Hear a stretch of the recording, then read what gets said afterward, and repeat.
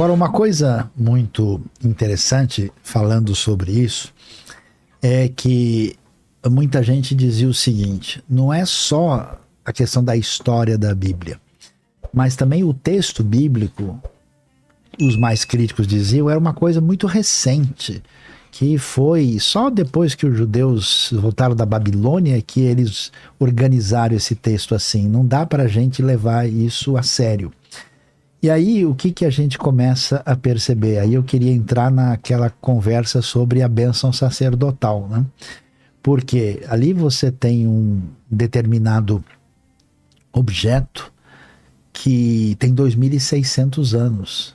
E para alguém fazer uma espécie de artefato de prata com aquilo, significa que aquele texto tinha que estar presente na comunidade. So I would like to hear from Professor Garfinkel.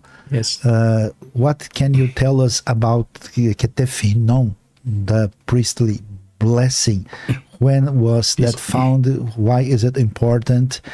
Does it teach us anything about that the biblical text is older than most of the critics were thinking about that? Então, perguntando para ele a respeito desse achado da bênção sacerdotal. Ketef Hinnom is an area where you have a cemetery from the last century of the kingdom of Judah. Now we have cemeteries around Jerusalem, in Silwan and Ketef Hinnom é uma área de cemitério que existe ali em torno de Jerusalém. Around the city you have cemeteries in different places, but almost all of them were robbed already hundreds or thousands of years ago. Ketef Hinnom is one of the rare cases where you have burial cave from Judah which was not robbed. From which century? The 7th century. This is Ketef Hinnom. Então, Ketef Hinnom, né, diferente de outras áreas que são cemitério em torno da cidade, é do século VII a.C., que não é tão encontradiço assim. And they were rich with pottery vessel, but also jewelry, gold jewelries and silver jewelries. Então, acharam lá joias de ouro, de prata e também cerâmica. And also 2 amulets from silver. Amuletos de prata. And on the amulet you have text. E nesse amuleto você tem um texto, que é o texto mais antigo jamais encontrado. And many biblical scholars say that this text is from the Persian period, but it appears here. E é interessante que alguns estudiosos mais críticos da área bíblica diziam que esse texto só podia ter surgido no período persa. O período persa é o período posterior, né, que século é do 4 antes de Cristo, isso, século V, 4 antes de Cristo. So this is it's very important for knowing more about the burial customs, about how the rich people of Jerusalem behaved, and then the biblical text. Então é muito importante para entender como era a realidade, como as pessoas que tinham recursos ricos em Jerusalém se comportavam e também como isso traz um entendimento a respeito do texto bíblico também. Eles deixavam, vamos dizer assim, na tumba do falecido, deixavam tesouros, né, coisas, presentes. E uns presentes, um amuleto. Você ganha um amuleto, por exemplo, hoje, né? Seria um amuleto para um morto, sei lá. Então, o emocionante aqui é que um texto bíblico, em uma época que a Bíblia não existia. Isso é importante entender. Pois é. A Bíblia, na época bíblica, não existia. Então, informação. É informação. Mas já esses textos eram sagrados para muitas pessoas. E nós, 2.600, 2.700 anos depois, também vemos os textos como sagrados. O Sayão, tem muita gente que, vocês falaram, né, que dos minimalistas, né, mas tem muita gente até hoje, a gente conversa com pessoas, recebe pessoas aqui, que acham que a Bíblia é mais o fato de você ter fé no que está escrito lá, acreditar sem ter provas, do que ser um material que possa ser posto à prova de elementos históricos e tudo mais. Até que ponto a arqueologia deve ou não validar a Bíblia? Ou é uma questão de fé, muitas vezes mesmo? Gente, isso daqui a arqueologia nunca vai provar, ou você acredita ou não. Coisas como, por exemplo, a ressurreição de Cristo é difícil de provar. Como a arqueologia vai provar uma coisa que não está lá? Não existe Não, eu posso dar uma palavra, depois os nossos amigos também. Quando você tem um texto, como é o texto bíblico, você tem, vamos dizer, uma referência ampla e complexa. Eu estava vendo um gráfico do nível de coisas na Bíblia inteira que são cruzadas, né? Sim, sim. Informações, conexões. É absurdo, né? É muito Você absurdo. fala aqui, continua aqui. Então, assim, mesmo quando você fala em prova, do que você está falando? Por exemplo, prova do ponto de vista jurídico não é a mesma coisa que uma prova matemática. Uma prova de ciências experimentais não é a mesma coisa que uma prova histórica. Então, a pergunta é do que a gente está falando. A Bíblia é um texto bíblico. Se a gente quiser ser científico, você não pode ir para qualquer texto com nenhum tipo de preconceito, nem afirmando esse texto antecipadamente, porque sim, e não negando por causa de um viés particular.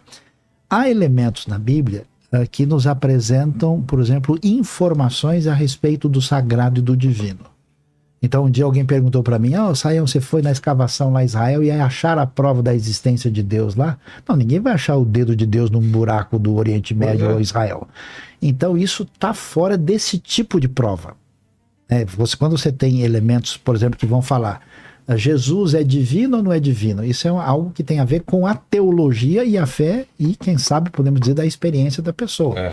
Agora, quando um texto bíblico diz o seguinte, que chegando Paulo à cidade de Cesareia, bom, aí peraí, existe ou não existe Cesareia? Aí sim, então a arqueologia vai lá e diz, Cesareia foi encontrado. Quando o professor Garfinkel falou, ele disse, não dá para trazer o Davi e Salomão aqui. O que a gente tem condições é de avaliar, do ponto de vista técnico, a realidade social, econômica e política da época para ver se isso faz sentido com a descrição bíblica da época de Davi. Entendi. Nesse sentido, no passar dos anos, a Bíblia tem ganhado cada vez mais respeito.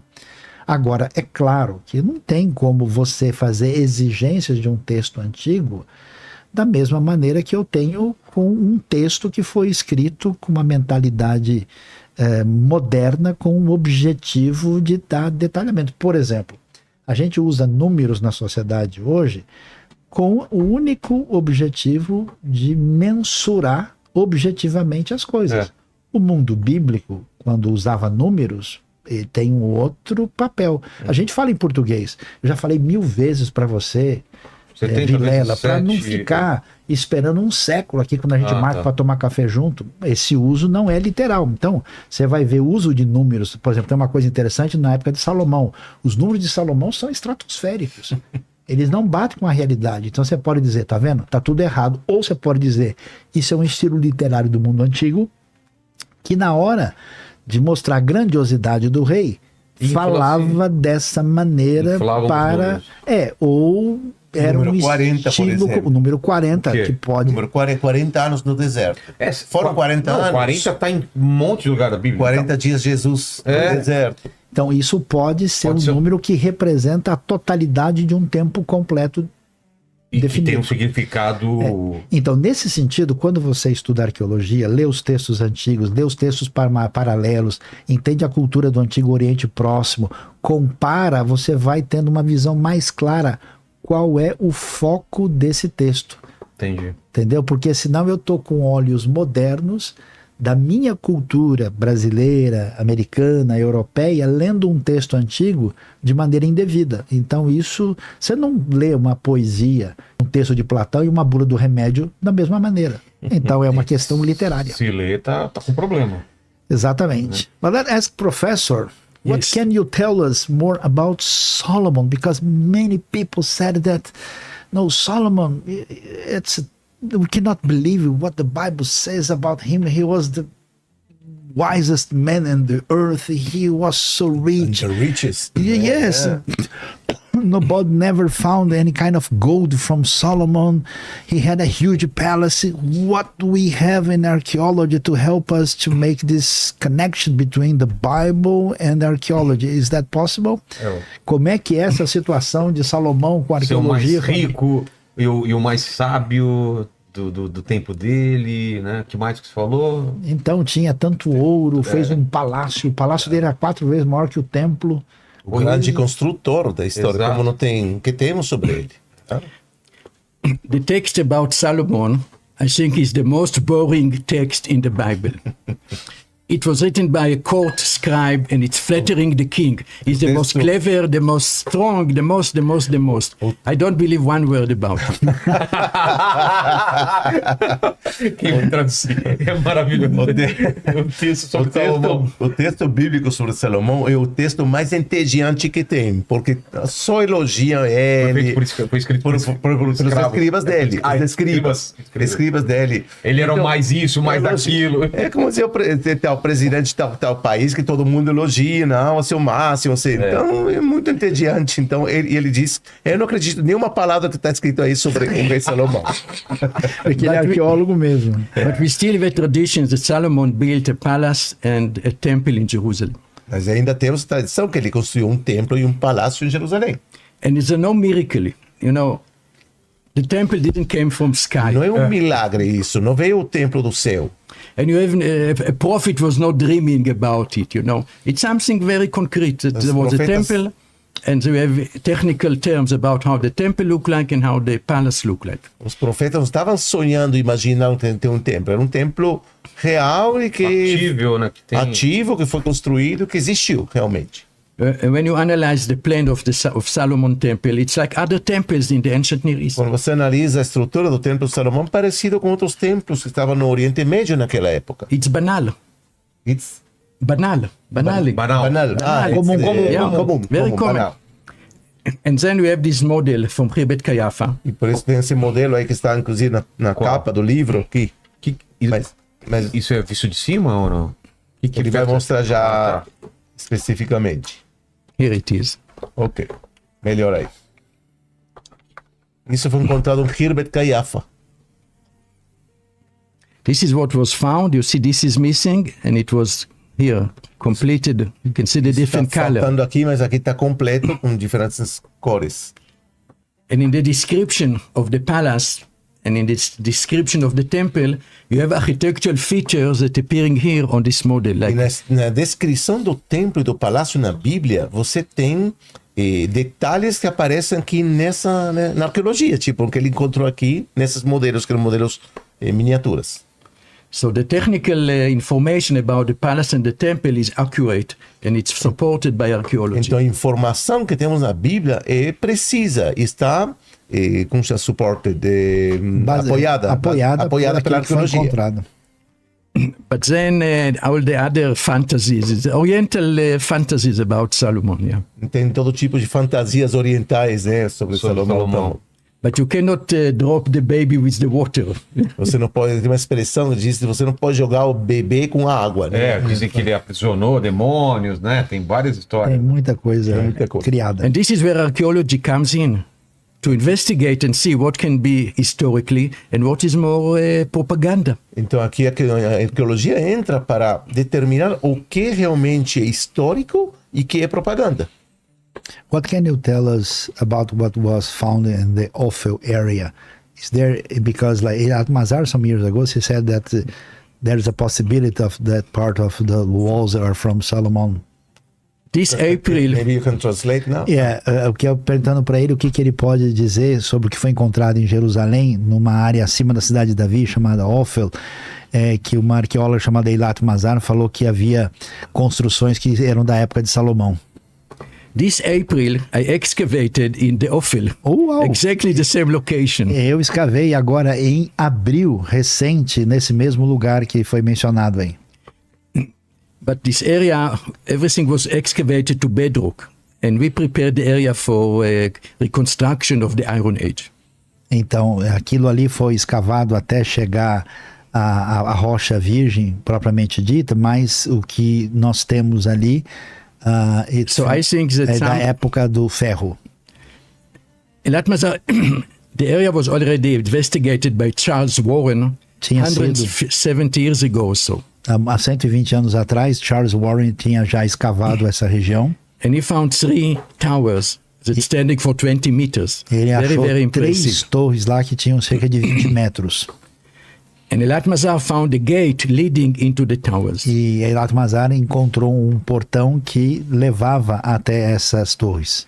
And now in order to have good date, you need to excavate the towers. E agora, para ter a informação adequada, você precisa escavar lá onde estão as torres. But today is under a road, so it's not so easy. Technically, it's not so easy to excavate into the towers. Maybe we'll find this technological solution. Nesse momento não está muito fácil poder escavar exatamente nas torres ali, então quem sabe a gente encontre alguma solução tecnológica que nos ajude nisso.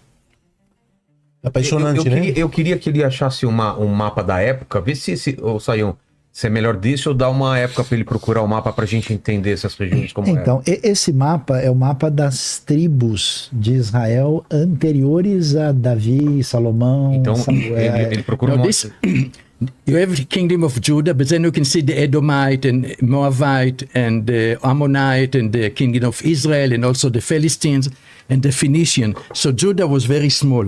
And if you look at the entire Near East, when you have Babylon and Iran and Anatolia and Egypt, if you compare it to Europe, Judah was like Luxembourg. Se você for olhar bem, né? A Judá era do tamanho de Luxemburgo quando comparado com os outros grandes impérios, Babilônia, a região da Anatólia. E aqui, além de ter essa parte de Israel, veja que Judá propriamente é muito pequeno, também você tem, né, a área onde estavam os Edomitas ao sul, os Moabitas e os Amonitas ali, além das tribos de Israel.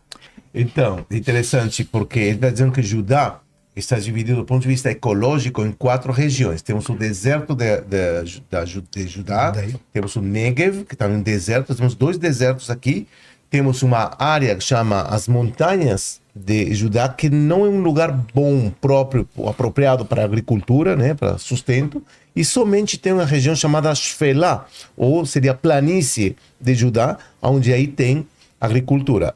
Então, não é uma área boa para viver, além disso que é muito pequeno. Mas eles fizeram uma coisa muito importante. Eles escreveram a Bíblia. Pois é, só isso. Só isso. Então, que época que ele procura um mapa para gente? Vê se você pode encontrar mapa do reino dividido ou reinado de Davi e Salomão.